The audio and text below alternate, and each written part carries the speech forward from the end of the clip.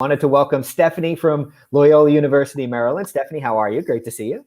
I'm doing just fine now. Yeah, thanks, Brandon. Are you in a press box somewhere? Are you actually on campus? We've converted a press box to my control room at our lacrosse and soccer stadium. That's where I'm at right now. Nice, very cool. Lucas Haskins is from Texas State University and is one of many Texans who are experiencing one hell of a couple of days right now. Hope you're doing okay, sir. How are you? Yeah, I'm good. Sorry, I keep dropping in and out. Our power just came back on a second ago, so I no longer have to run power from my truck for my cable modem. So I should be here good to go for the rest of the time here. But if I drop out, I promise it's nothing personal. It's just Texas doesn't like me today. That's all right. Well, we really hope that you and everyone at the team are safe and warm and getting through it. But glad to hear you got some power again, and hopefully some heat has come along with that. And Derryl Miles is from the University of Illinois. Derryl, always a pleasure to see you, sir. How are you? Doing all right. Waiting to go out on my brisk walk after this in sub-degree temperatures just to get the blood moving. So. Right, just to get it moving, to just freeze it back up and then come back in and thaw out. Well, thanks to all three of you for joining us here to kind of talk about a little bit what life is like for you currently on campus. I know that a lot of us across collegiate athletics are either beginning or preparing to kind of hit this crossover season from hell that no one's ever experienced before. Who knows what that's going to look like going forward. But for everyone in the audience, I would love it if each of you, and Ms. Stephanie, will start with you, if you could just kind of give us a lay of the land of what it's like on your campus. If you're fortunate enough to have a team, what does your team look like? If it's just you, what are you responsible for? And I would say lean towards live, be that for live streaming or in-venue production. What are you and your department, if that's a term I can use, Stephanie, responsible for? All right. Well, I'm actually a minor part of a larger department. I am part of the communications and marketing department here at Loyola Athletics. So we'll start with that. When it comes specifically to live events and live sports, I am the end all be all. I'm kind of like the executive producer, the head engineer for all of it. That's why I'm here in our lacrosse soccer campus today, is to set all of that up for our first lacrosse games this weekend. Right now on campus, for me, it's a lot of, I tend to work a lot from home just in general. It's easier for me. I actually don't have an office on campus. So by default, I've been working from my kitchen table since I started at this job in September of 2018. And on campus wise, right now, it's very separated. The kids are back. The students are back. We have kids on campus for the spring semester, but it's trying not to mix with them too much, even though sometimes my walking paths to get to my control rooms at our basketball arena or our lacrosse stadium do tend to either cross paths with a student athlete or the students themselves. Mm-hmm. So, and as far as live streaming is concerned, you guys obviously have a relationship with ESPN. So you're providing live games for through the Patriot League's deal with ESPN, correct? Yes, that's true across all of our sports. We don't happen to have any other sports that the league doesn't sponsor. So we're with ESPN 100% of the time. Okay, very cool. All right, we'll definitely get to a lot more of what this has all been like for you, Stephanie. Derryl, next up, I wanted to talk to you. You're involved with a lot of live in-venue production. Obviously, there's the Big Ten network that's factored into what a lot of you guys do, but there's stuff that you do to help support them. So could you kind of give us a little bit of a rundown of what you and your team are responsible for on campus in Champaign? Well, our group has kind of been the sole proprietor of video when it comes to our athletes and having access to our athletes. Our university has kind of shut off all those valves, access to students and access to our student athletes. So some of our long form documentary shows for the Big Ten Network, The Journey, we've been the ones actually shooting that stuff for them. ESPN may have a request. We've been shooting that for them. And we have a series that's happening with Amazon here in the next month or so that we'll be shooting some stuff with our football team for them as well. So those are things that we're kind of taking care of because of how the campus had kind of shut that stuff down for us. But for the most part, we've been lucky to kind of keep our team intact, basically by arrangement by our university for them to be able to keep their salaries and stuff intact. And they've for the first half of the semester last fall, I was a department of one, and they were all working on campus to help with some of the door monitoring and things of that nature for our COVID protocol, and then working at night or some of the in-between shifts to do some of the things for us in terms of social media or getting ready for some of our football games that are on campus during the fall. So, and then we started ramping up for basketball, and then sports again happened. So. Right. A quick follow-up for you, because you've got so many external partners that you're working with there between Big Ten Network. You mentioned ESPN, you mentioned Amazon. In a time like this, like, you know, a lot of us in the audience have probably watched The Journey. It's a fantastic show. I love watching it. It's got a very specific style. In these times when you're shooting for them, are you having talks with people at the Big Ten Network like, this is how we kind of like to try to shoot these things if you can accommodate, or is everyone pretty understanding with what we'll take what we can get at this point?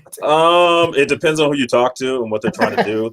There are some groups that we'll take what we can get. And then there are other groups that are very specific on how they want the shot. You know, if I've gotten, you know, a shot sheet and framing and composition and frame rate and all that stuff that they want the camera to be set at, we've given them an inventory list of cameras that we have, and they choose which camera they want us to shoot that stuff on. And then others, they'll take what we can get, and there's others that I'll tell them that you will get what you get and you will like it. So it just kind of just depends on, you know, the relationship, the standing relationship, and, you know, the pecking order, and what they're trying to accomplish and what we're trying to accomplish at university. Okay, very cool. All right, Derryl, thanks so much for being here. We'll certainly get into a little bit more. Lucas, down at Texas State, what does your department look like? How do you fit into it? And what's kind of the list of live video deliverables that you and your team are responsible for? So I'm the broadcast productions manager. I was hired here in 2018 when the Sun Belt partnered with ESPN, and, you know, all the schools kind of started transitioning to the ESPN Plus model. This is our first full year on ESPN Plus, where all events have to go to ESPN Plus. In the past, up to this year, we were able to still stream to our website or to Facebook Live, or, you know, any of the YouTube Live, any of the services that the various universities use. But this is our first year, all ESPN Plus. You know, and we are actually, our video deliverables are pretty similar to what they would be in a non-COVID year. Now, we still have fans at games. We've had fans at games all year long. It is reduced attendance, but there are still fans there, so we're still putting on video board shows.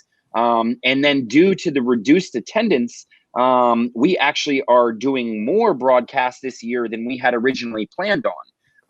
You know, softball, baseball season, we were planning on doing 9 of each. 9 is the requirement for our Sun Belt contract this year for baseball. Softball doesn't have a requirement, but we wanted to match softball to baseball. Once we started looking at the attendance policy, though, baseball and softball are huge sports for us here. A lot of season ticket owners, and actually to the point where there will be no individual ticket sales for baseball games this year. The only tickets that we can sell are season tickets. So they're going to keep a few hundred tickets for students. But if you are, you know, a person who lives in the community and you wanted to go to the game one night, you're not going to be able to do that. So now the broadcasts become even more important. So we've actually upped our broadcasts to do as many as we possibly can on the baseball, softball side of things, which it turns out to be 19 of each. Now, we lost a softball broadcast this past weekend to weather, so it'll be 18 and 19 now, and we'll see what happens with the baseball upcoming this weekend. But yeah, you know, it's actually almost like, you know, our importance has kind of escalated in these COVID times because of the reduced attendance of fans, and because we need to create so much fan engagement. Especially early on in the pandemic, we were trying to figure out what content can we put out there? How can we keep our fans engaged? How can we keep telling stories of our student athletes? So, you know, we've been working almost harder over the past, you know, 12 months, and certainly these past few months with this wild crossover season. Yeah, no joke. And I'm sure just when you thought you've had the contingency plan for literally everything in the world, you go and have a snow out in Texas. So go figure. I'm sure that was right there high on the list of things you were preparing for. That's what It was funny. We've been talking, we've had cancellations and postponements all year long. Football fortunately didn't have any. We were one of the few teams that didn't, but soccer and volleyball and basketballs, all our sports. And then this weekend, we lost the softball to weather. And so we all joked that it was nice to finally lose an event to something that didn't have to do with COVID. Yeah, right. All right. Well, thanks so much for the three of you for being here. And again, we appreciate you sharing your expertise with our audience. It's a little bit about that crossover season that we're talking about. Everyone's kind of going through it. It's still a moving target. What sports are coming back when, depending on the conferences and the levels and all that different kinds of stuff. We had a similar conversation about this at our SVG summit back in December, where some of the guys like Jim Nachman from Penn State and John Kavadak from UCF were kind of talking about how, hey, you need to have these conversations with your athletic department about setting expectations at a time where you could have as many as 3 different seasons theoretically overlapping at once under certain circumstances. Now, at this point in the calendar, you assume you've had those conversations already. Derryl, if you could, at what point in the planning stage or that kind of communication stage with the entire athletic department are you at, and do you feel comfortable with, I guess you want to be able, it's not that you don't want to do these things, but if you're going to have 7 sports playing on one Saturday, what do we, you can only do so much. What was that process like for you, kind of communicating that and being like, this is what we're actually physically capable of doing, and it might require a little bit of sacrifice from all of us? Oh, I started that process in July, and I kept repeating the same line over and over and over again. It's like we only have so many bullets in the gun. So we can only do so much. And depending on what the schedule looks like, we're going to do what we can.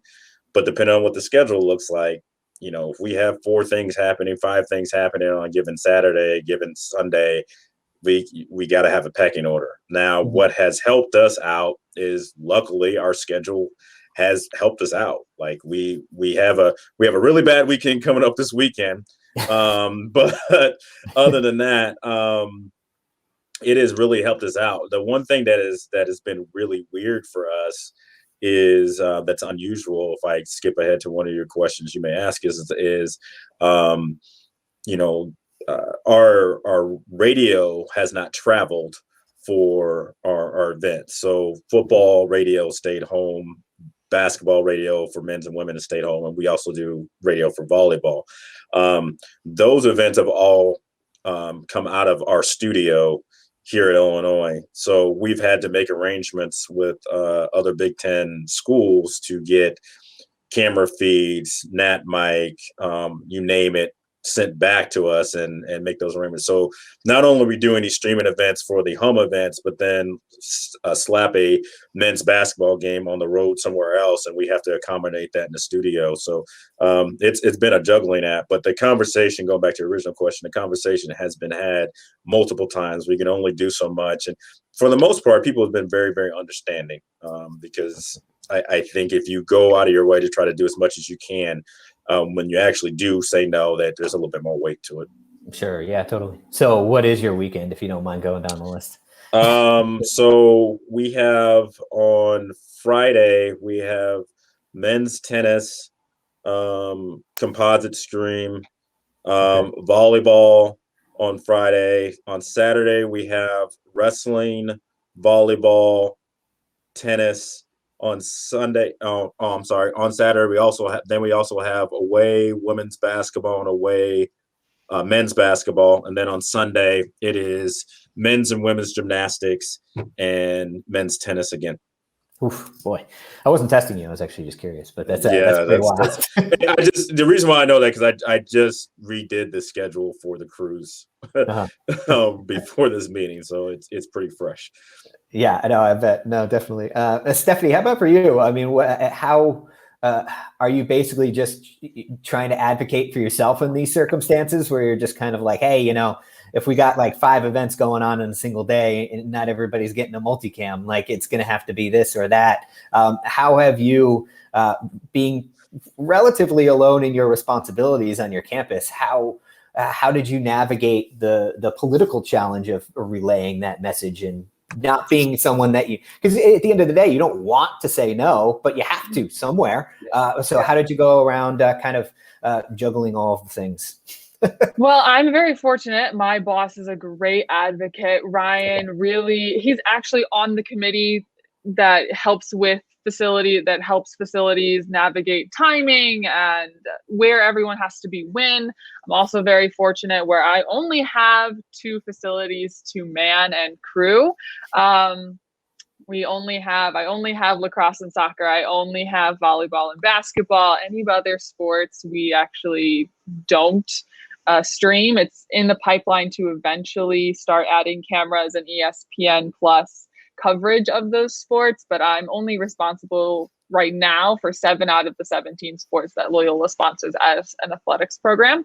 I'm also very fortunate we don't have a football team and we don't have baseball and softball. Otherwise, that would add more wrenches for sure. Other than that, I think my hardest weekend is actually going to be next weekend. I've been very fortunate again. Not only has Ryan been advocating for timing and spacing, but our facilities team is also very cognizant of we need to get people out of the locker rooms that teams share so that we can clean them in between games. That saved me in a couple of instances. The league itself, we're only playing conference schedules for the fall sports that have been postponed to the spring. So volleyball is only Friday nights and Sunday afternoons, I believe. No one else has Friday afternoons, so my Friday nights are just volleyball. Saturdays, our facilities team has been in partnership with the Patriot League in order to get like double headers of the same sport, or a sport that would use two sports that would use the same venue back to back. So we have a lot of lacrosse at 1 at Eastern time, of course. Lacrosse at 1 Eastern time and soccer at 5. We have a few days where it's volleyball Friday night, basketball on Saturday, or basketball double headers on a Sunday. Those are fine. As long as I don't have to like split stuff, that's where I really start panicking. Now, I'm curious. There might be some people in the audience and some people who might watch the archive of this. There are still campuses, be them mid-majors, D2s, D3s, JUCOs, who their live video person there might only be one of them on campus, and they are alone in doing everything. The one thing I hear a lot is say, hey, get a champion that's higher up than you who can, kind of defend you in these conversations. Is there any other bit of advice, having gone through what you've been going through this year, for someone who is a one-man or one-woman team on a campus who's responsible for live streaming? And normally they're used to doing, easily pushing over 100 broadcasts a year. And now they're stuck holding the bag on 2 or 3 seasons overlapping at the same time. Is there anything you could do to make them feel less stressed out right now? I'm in the same boat, so we're together. Hopefully having somebody by your side, either at a different school like myself, knowing that we're all together is a big help. At least you may not have that partnership, that support on your own campus and your own department, but you've got all of us here. Specifically university wise, I would highly advocate just be like, if you need to like film how much stuff you have and be like, look, I only have 6 cameras, but we've got 7 games going on. I physically cannot split a camera in half just to cover that last game. We've done that in the past where I've been like, I just don't have enough stuff. If you want to foot the bill for extra stuff, be my guest. I just don't have enough stuff. Gotcha. Gotcha. More stuff. That's the advice.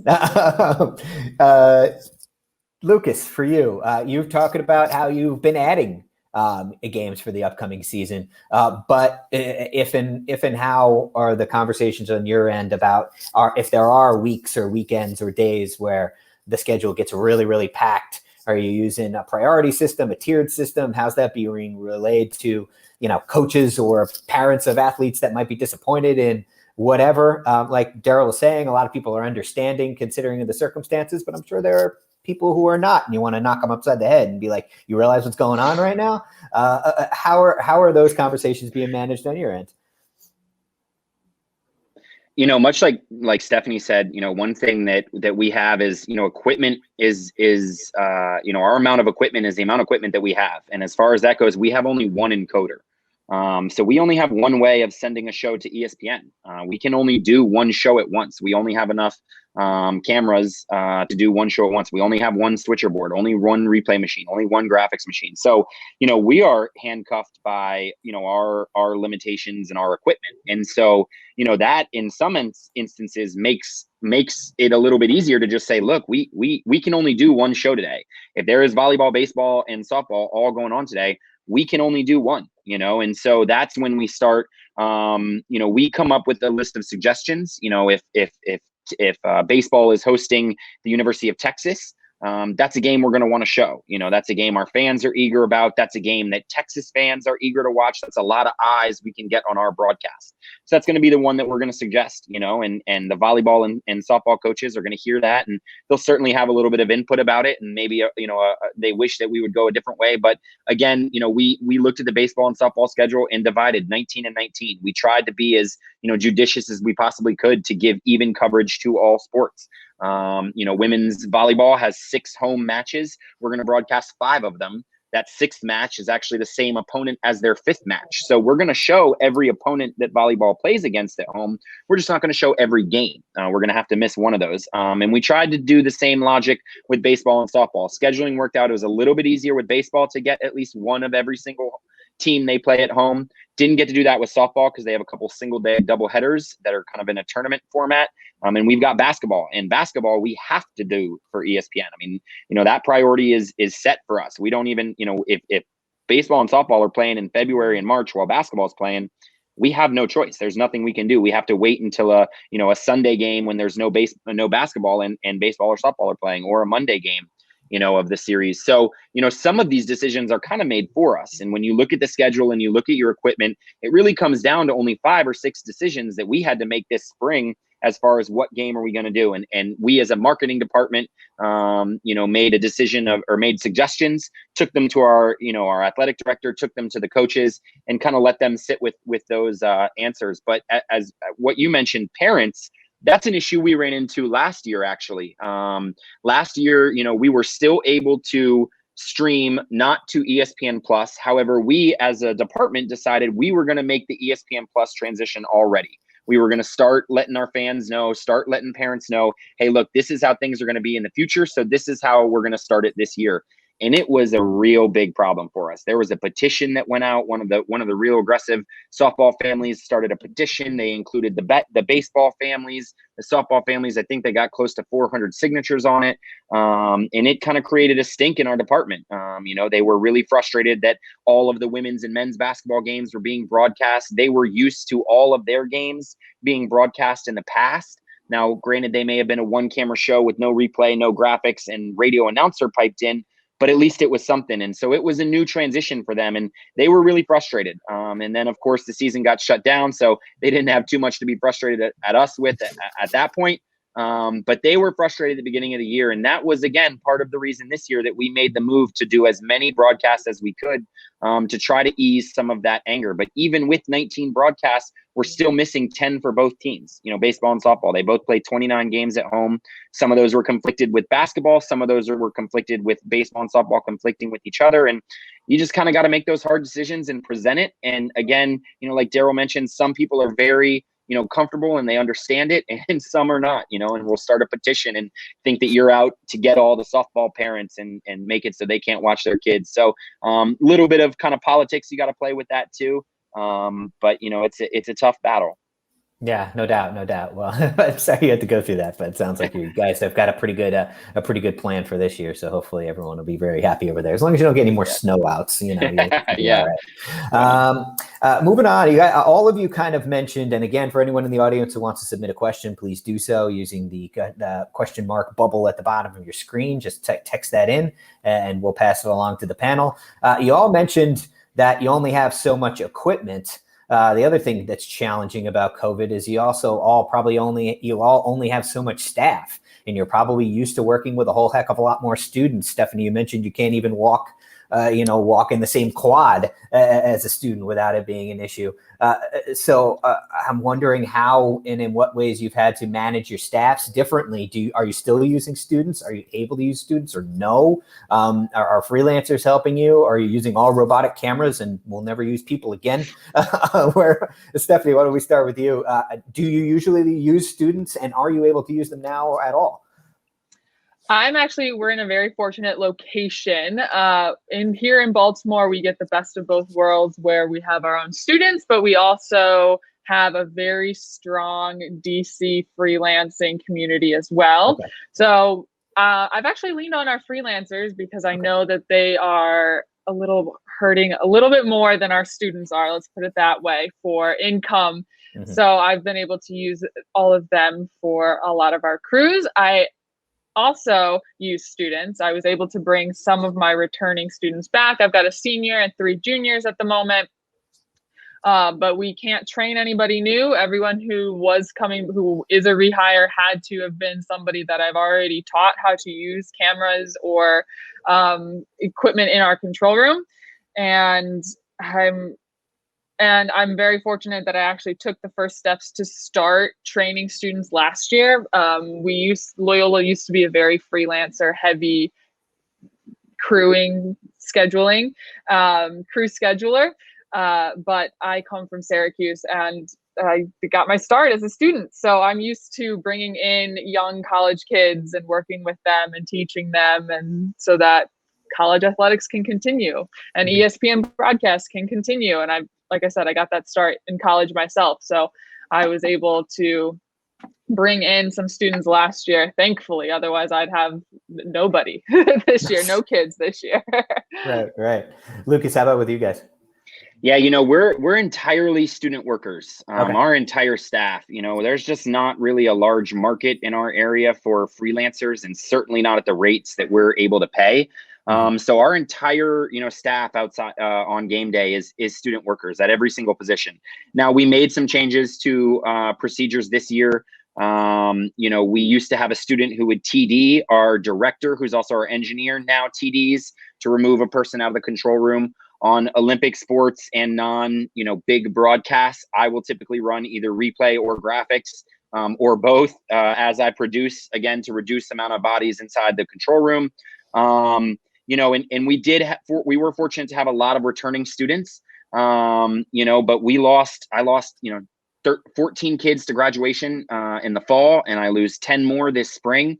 So we didn't have the ability to not continue to bring in and train new students. So that was a whole new process for us. We'd get 10 of our new hires together and bring them in for a night of setting up a camera, breaking down a camera, going through the basics of camera operation.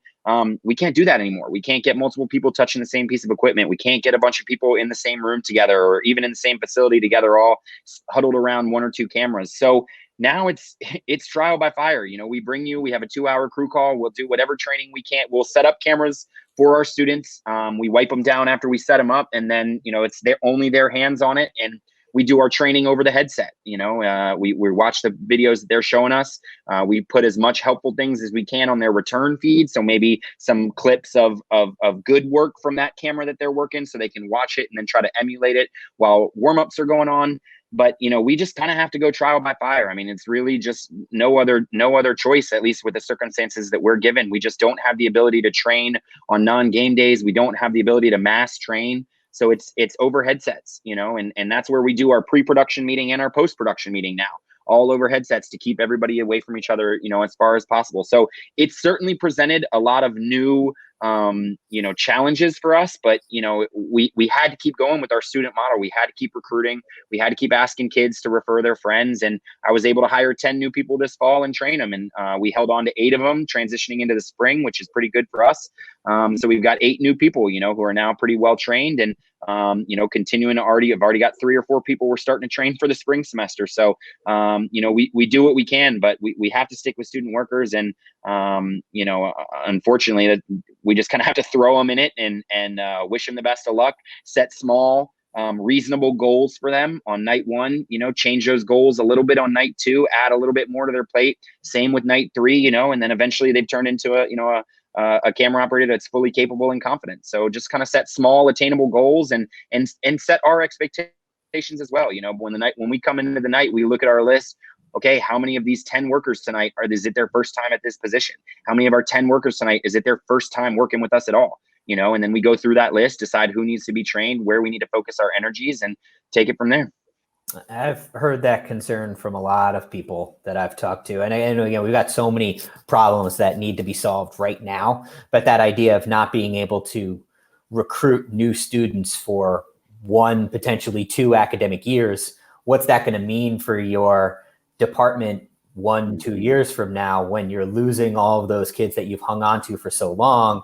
I mean, so I always feel like I feel like you all relate to it because you see all of your coaches on your campuses recruiting every year, and it's like, well, we got a great freshman class coming up, but after that, I don't know. You guys are all kind of dealing with the exact same thing, and I think that there's a lot of people who have that feel where it's like, all right, in 2022, am I going to be starting from scratch entirely with my entire student crew? It's possible. And that's, like I said, there's a million other fires to put out until then. We'll get to that day eventually. But you're definitely not alone in that being a concern for, because again, you take pride in building a thing that hopefully just kind of continues to keep regenerating itself. All right, we got this sophomore class, and then the next class comes up, Derryl, how about for you? Are you freelancers and students? Are you still able to keep students engaged? What are the rules? We're a little bit of both. So the fall semester, because of budget concerns, we had a select group of our students that were allowed to work. I had to actually go on and tell the kids that, if you were going to do anything for us and you weren't on this list, you're doing stuff voluntarily. And we had a couple people that, took us up on that and decided to volunteer some of their time. But so that group, I had a very, very small group of kids that we could work with, and we worked with them in the fall. And then it wasn't until the first week in February that I got basically access to my full roster of my students. And so we started plugging them in place and started going. But we've also done a hybrid of freelancers, and we've done we have some freelancers that work on campus that are a little bit easier for us to flex in and out for us in terms of some of the maybe smaller broadcasts that we've been doing. And that has helped us out a great deal. But, Lucas, you're hitting it right on the head in terms of my main concern now turning the corner is the development of the student program and how these kids are going to, get their experience. I have students that I hired in spring that touched nothing until last week. And so, and then it's like, okay, now just go and just point the camera here. And then I got to take care of this real quick. And then when I come back to you, don't quit. I know this is not what you signed up for, but it'll be good next year. I hope, knock on wood, we'll get you the experience that you wanted to, because that's the other aspect of it. These kids are signing up for this stuff to get this experience so they can get a job later on, and they'll turn around and look and go, well, I'm not getting what I thought I was going to get. And so I've spent some time during retention with some of these students that have either opted out of not coming back to campus and doing all this stuff remotely and go, hey, don't quit completely. I'll hold your spot for next year. Let's see what happens next year. And we'll go from there. Or, hey, I don't think I can do this and handle this. It's like, hey, why don't you just hang out for a little bit? Let's see what next semester looks like.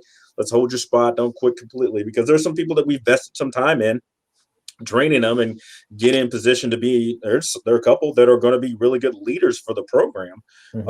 That you want to make sure that they're there and they stay there. And it's rough. It's difficult. So I'm racking my brain here the last month or so, trying to figure out how can we find new ways to recruit new students to come in, and also what are ways that we can do retain. I mean, it's very, very reminiscent of a sports program and coaches and what they're trying to do, because they're running through the same issues that we're running through. Sure, yeah, no doubt. I want to talk a little bit about technology. You've talked about how you only had so much, you only have so much gear to go around for some of these live events. But during the course of this academic year of trying to juggle all this stuff, is there any technological change or thing that you've implemented that has helped you kind of keep the boat afloat. I mean, it could be as advanced as, oh, we went into cloud production and we started doing this and it helped us be able to move things around a lot easier and communicate a lot better. Or it could be as simple as, look, man, Zoom saved our skin and we were able to start doing interviews that way.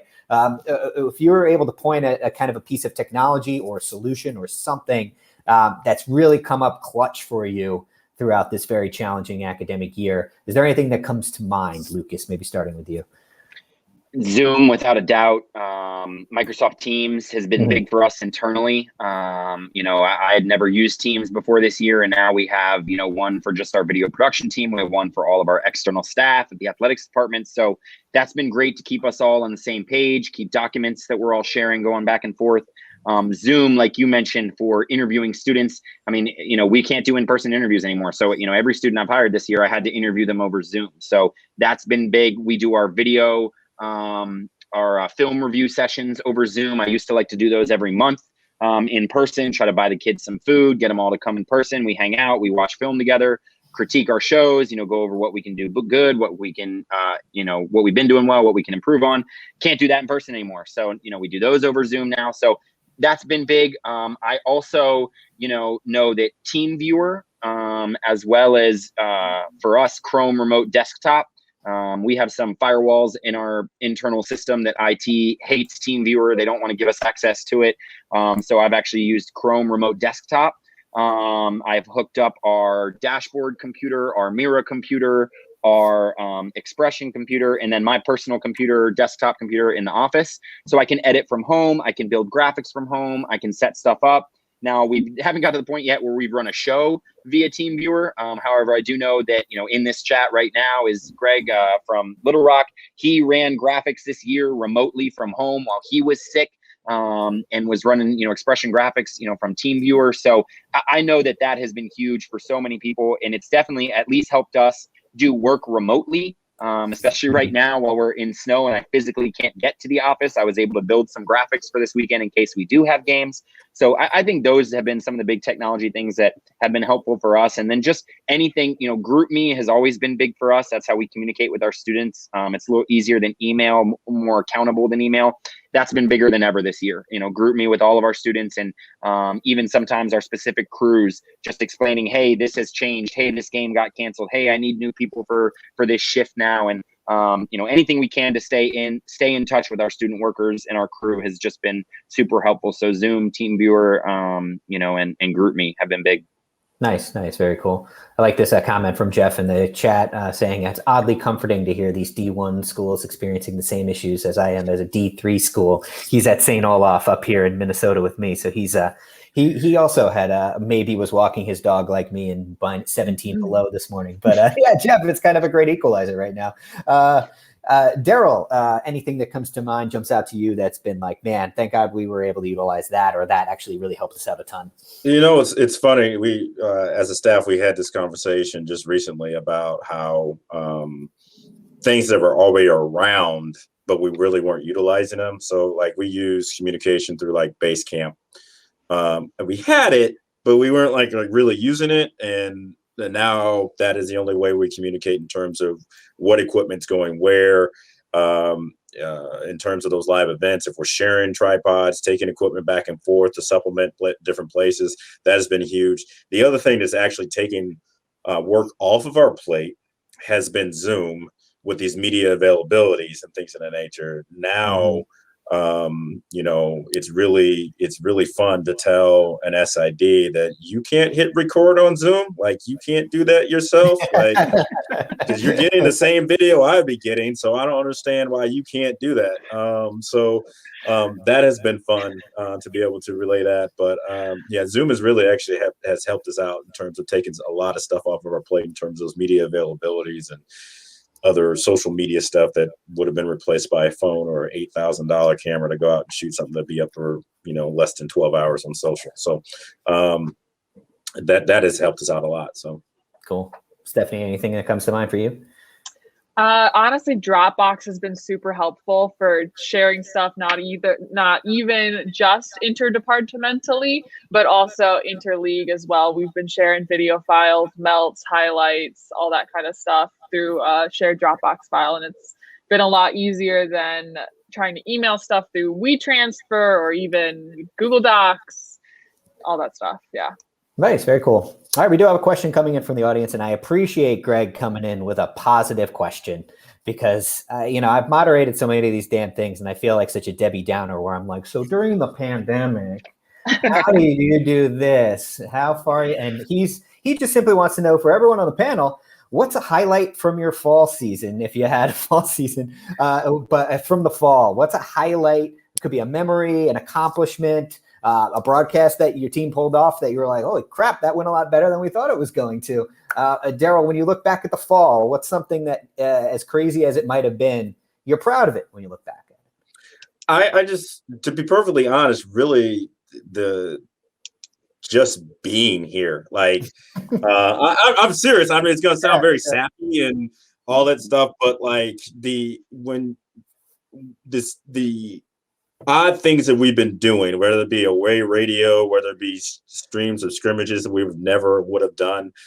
The thing I keep turning back to, I keep telling my staff is that remember how you felt in April and May, and for some June and July, right? How you felt during that time. And here it is, we're trotting out cameras to do a football broadcast where, 5,000 people may be in the stands, and it's basically just parents, and the teams are coming on the field, and we're just happy that we're here, right? And same thing with our basketball team. The fact that we didn't know, or we have a really good season going right now, and we were in danger of not actually happening. And it's been a long time. We're more of a basketball school here, so it's been a long time since we've been at the place that we're at right now, and to be able to experience that and see that happening and have things going. I mean, really, to me, not to get super sappy, it is just the fact that we are here, that stuff is happening, that we got people employed. We didn't have to go through some of the things that some organizations had to go through in terms of furloughs and reductions and salaries and things of that nature. So just, as I say, blessed to be here. Yeah. I think that's a 100% common theme among everyone I've talked to too, is that, yes, we're going to talk about how, stressful the next handful of months might be, but we'd rather that than what we had last spring, any day of the week. We're more than happily solve these challenges than be sitting on the sidelines the whole time like we were for a while there. Stephanie, how about for you? Did you have any fall athletics going on at all? So nope. I don't know. Did you watch anything good on Netflix? I don't know. Was it fall? No, I'm sure I did watch a lot of good things on Netflix. I'm sure you were juggling a lot. Was there anything that you were able to accomplish in that time that you feel has either set you up well for now that you're like, man, good thing we did that?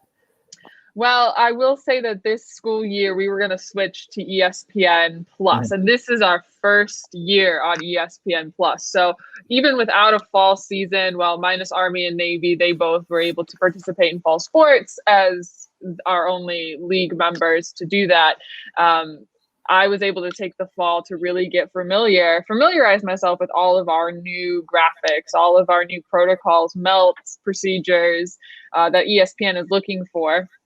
Granted, I also had the added challenge of then trying to change everything for COVID to make sure everyone's spaced properly. And we only have so many people allowed in certain rooms. I think Lucas was saying that earlier, like he had to move people around or combine positions. Yeah, we did the whole exact same thing while also trying to learn ESPN and their needs and wants on the fly. Right. And Lucas, how about you? When you look back at the fall, like you said, you have been able to have some fans at some of your events and various things like that. So maybe coming through this in a different scope as maybe some of the rest of us. But when you look back at the fall, what's a highlight that really stands out to you that you're proud of? Sunbelt was certainly unique. We dug through it. I think Sunbelt was the only conference. They made no changes, none. They pushed the start of fall sports back a week. That was it. They allowed schools they played every single sport conference, volleyball, soccer, football, they played all those sports. They let schools play non-conference. So it was an oddly normal fall for us, and especially, I hear schools like, the Patriot League, Stephanie, the Patriot League, and, they didn't play any sports, or, X sports didn't get played. And we continued going like everything was normal. So it was kind of weird for us. We were in this place where like, we're trying to figure out how to do this and keep everybody safe and do this in a new life, new world that we're all living in, but everything's normal. We're still playing all these sports. We're still allowing fans, just a reduced amount and stuff. So certainly I'm proud of our flexibility that we had this year. That was great. And then, I think I'm most proud of, we added soccer this year. We added a new sport. It's been something we've been talking about for the past couple of years. We don't have fiber at our stadium, at least in the traditional sense, where you have it at multiple locations and JBTs you can plug in. There is a internet fiber jump point at that stadium. We worked with IT. They bounced it around about 3 other buildings on campus, but we're able to get it back to our control room. It was only 1 line of fiber, so we had to figure out how to move, our huge AVRP over there so that we could get multiple cameras in. It was a big project for us to undertake, and to be able to add a sport in a COVID year when budgets were reduced and everything was, there were reductions all over the board, and we added a sport and added coverage. I was really proud of that. Now, we also lost 4 of our football broadcasts that we were supposed to do. Linear ESPN came in and took them from us. So we thought we were going into the year doing 7 ESPN Plus broadcasts. We lost 1 of the games because the team wasn't coming here anymore. And then we lost 4 of the others because ESPN Linear took them from us. So we took that downtime and figured out how to add soccer and get it into the mix. And I'm really proud of us for that. That was something that we were struggling to figure out how to make that work even before budget constraints came in. And we got creative and found a way to make it work. So adding a new sport in a COVID year, I think that's what I'll hang our hat on for this past fall. I love it. Kudos to you on that. And Greg, thank you for the question. Greg Sandercox from University of Arkansas at Little Rock. If you definitely video chat with him, if you're in the audience, he and his team do a fantastic job. I mean, if you want to talk about a school that's doing a lot with little resources, Greg does a fantastic job on there. So you would definitely I definitely encourage you to video chat him and say hi. Lastly, before we go, because we'll just kind of wrap this thing up now, unless anyone else has any questions from the audience, please feel free to send them in. We can probably squeeze in one more. But we talked about this a little bit, the upcoming spring, what it might look like when you could potentially have some fall sports trying to do their seasons in the spring, or whatever it might look like. I think like we were all just saying, we're all very happy to be back in here and doing this. But I think if you're scared / overwhelmed / going, oh my God, I just don't know, I think that's a totally valid feeling too. I'm wondering if you could give, and maybe you're even talking to yourself here, like you're talking to yourself in the mirror, like, we're going to get through this. We're going to get through this. Do you have any parting words of wisdom for those who maybe are feeling a little overwhelmed by how exactly they might handle a season where they're going to be broadcasting so many sports more than they've ever done all at once? Derryl, maybe we'll start with you. You're usually pretty good with inspirational words, at least when I listen to you on like podcasts and stuff like that. I'm always like, yes, Derryl's got me running through a brick wall. Let's go. Oh man, you're setting this table up for me. God, bar is so high. I have a couple things I usually say. One of the things I say to the group, I was like, the staff here is like, they're going to play. So, whether I have the big screen working or not, or what, as long as I'm the person that doesn't have to keep score or the clock, they don't really need me there. It's nice to have us there, sure, and we're extra icing on the cake, but they're gonna play. And so we'll try to get through it as much as we possibly can. But the big motivation part of it is that for our group here in Illinois, our attendance is restricted. So we can't have fans, we can't have parents, we just can't have anybody at these events. And so the big thing, me being a parent myself, I put myself in the parent's shoes, and here you are, you've raised your child all the way up until they leave your house to go. You remember them receiving the scholarship, or they're walking on at said university, and that's your proud moment. They walk across that stage and they're there wearing that uniform and they're playing, and you can't watch them play. And so that's been the motivating factor for the stuff that we've been doing is that any time that we can be able to provide an opportunity for these parents, fans are great. I'm more concerned about the parents, because the fans will be there next year and the year after that. But if we can provide an opportunity for these parents to be able to see their kids perform, we're going to do our best to do it. And some people might want to punch me in the face on my staff for doing so, but we are going to try to provide as much as we possibly can for these people to do that. So I'll leave that with saying that you'll get through it. May will still get here. June will still get here. The sun will still rise. They'll still play. And you only have so many bullets in a gun.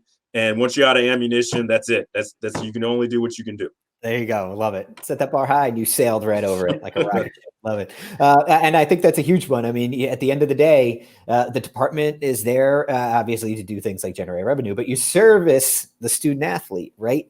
And at the end of the day, if I were a student athlete and you told me 1,000 people watched our game, okay, great. But was my dad able to see it? Like, did he see it? And like, that's what really like matters at the end of the day, that loved one or that friend from home or whoever gets the chance to see them. That's such a huge service that you all get to offer those student athletes in a time like this.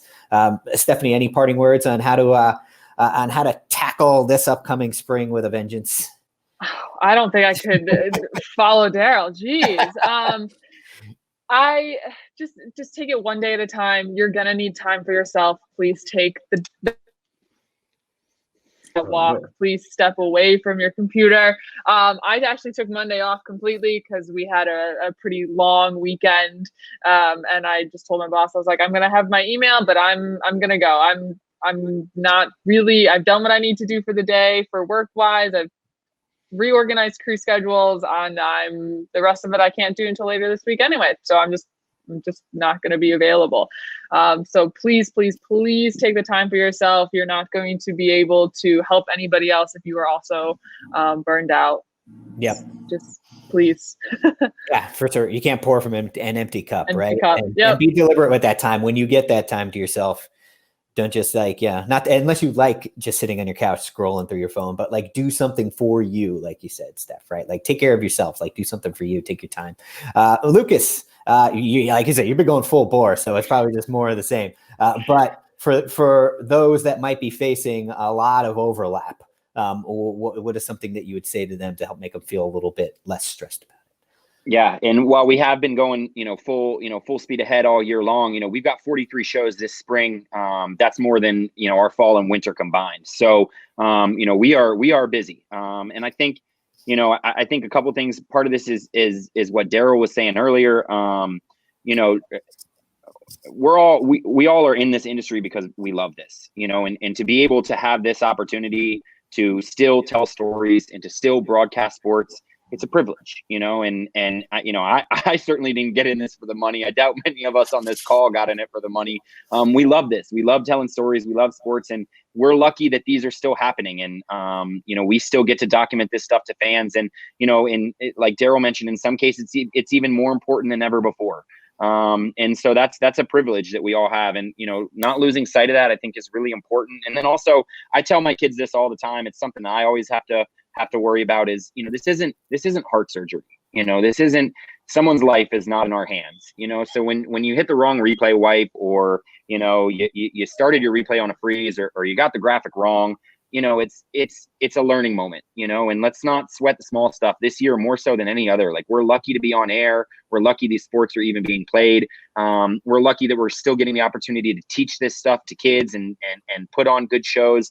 And so, I think just for me, it's just been focusing on growth, on development, and on putting a good show together. And, at the end of the day, you may fall short, but hey, at least it was out there, and at least somebody learned a new position, and at least, you got to tell a story or two about some athletes, and you get another chance tomorrow to do a better show. So I think that's my big takeaway from this year, is that we're all lucky to still be here. We're all very lucky to still be employed. Some athletic departments were certainly not in that same vein. Some athletic departments lost entire sports, entire groups.